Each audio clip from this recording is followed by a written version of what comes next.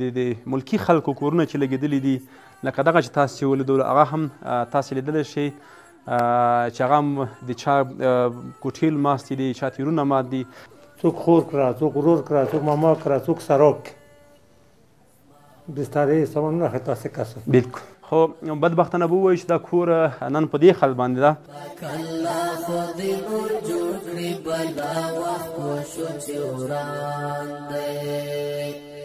زما وطن افغانستان دی د خپل ځان راته ګران دی پاک الله خو د نور جوړ کړي بلا وخت وشو چې وران دی زما وطن افغانستان دی د خپل ځان راته ګران دی پاک الله خو د نور جوړ کړي بلا وخت وشو چې وران دی. السلام علیکم ورحمت الله. قدرمن لیدونکو موږ ځاځي میدان ولسوالۍ ته راغلي یو. دغه سیمه د پالوسې په نوم یادیږي. دغه ملکي کورونه چې تاسو ګورئ دغه هم لګېدلي دي او د دغې سیمې دوه نمایندګان موږ سره هم شته چې د همدغې منطقې دي. د دغه کلي دغه خلک چې وتلي دي بېکوره شوي دي تر اوسه پورې مرستې ورسره شوي دي او که نه؟ زیاته داسې یوه مرسته خو شوې وه د هغه سرې میاشتې په نوم کام او فرصت مرسته یې وکړه څه کمبالې وي څه بشکې وي څه یوه بوجي وړه وه یوه بوجي وړه غونته که وریجې وه یوه بشکه وړه غونته غوړي وه 15 لیتره دا مرسته موږ سره شوې ده. حاجي صاحب اوس دغه ملکي خلک چې بعض ځینې کې راوړي هغه په کوم حال کې دي هغوی؟ داسې دي ډېر په بد حالاتو کې دي ځکه بدې کې دي سرپناه نه لري فګري تربیې دي غرمته پرته دي په بینانو دي په کورو کې نه دی ډېر کور مجبور شوي دي د پالوس په نام دی نو هغه غوږ سامو کې تال دی ولا کدا پیژندلې کې چې تاسو ته یې ځکه ته خو کې تال دی خدای په غضب ګرځي تور قدرمن لیدونکو تاسو به دغه سیمه ګورئ چې دا ډېره یوه ښایسته سیمه ده. الحمدلله زموږ وطن ډېر ښایسته ده وطن مو ډېر خوږ ده. الله پاک دې زموږ وطن را جوړ کړي الله پاک دې په امن کې کړي چې زموږ ولسونه نوره بېکوره نه شي.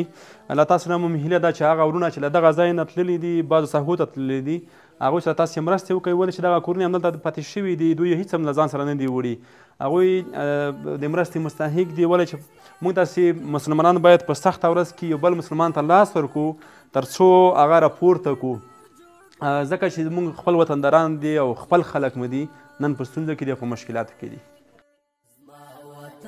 افغانستان دی د خپل ځان راته ګران دی پاک الله خو دې نور جوړ کړي بلا وخت وشو چې وران دی څوک مو وژني په یوه نوم څوک په بد نوم څوک په ښه نوم څوک دا وایي دهشتګرد دی او څوک وایي قهرمان دی څوک مو وژني په یوه نوم څوک په بد نوم. قدرمن لیدونکو دغه ځای به تاسې په میډیا کې مخکې هم کتلی وي چې دغه د یو مسافر کور ده.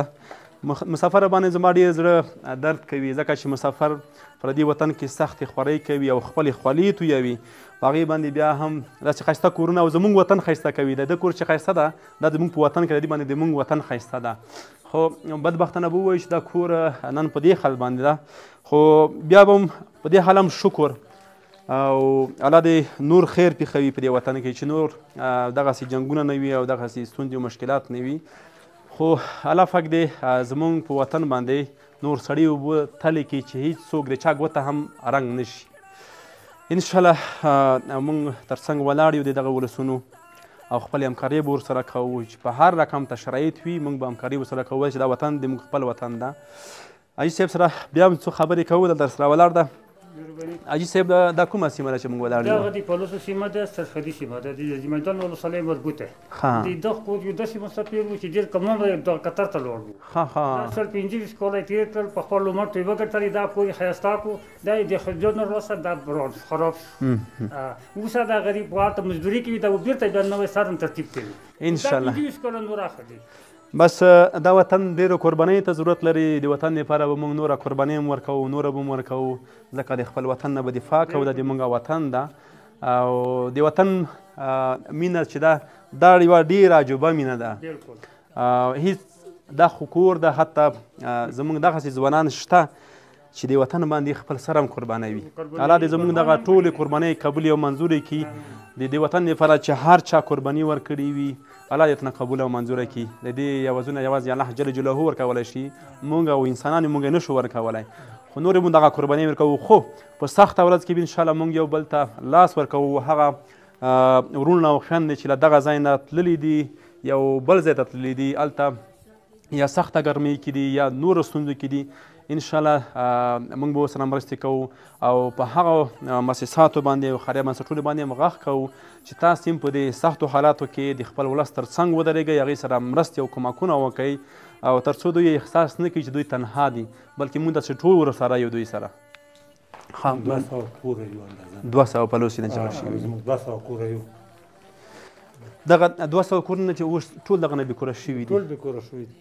څوک خور کړه، څوک ورور کړه، څوک ماما کړه، څوک سراک. بسترې سامانونه خو تاسې کسو. بلکل. دا خو تاسې کسو، څوک خور، څوک ورور، څوک سراک. بلکل. کوم شیان مو چې چا لږ بزیه کړي دي وښه.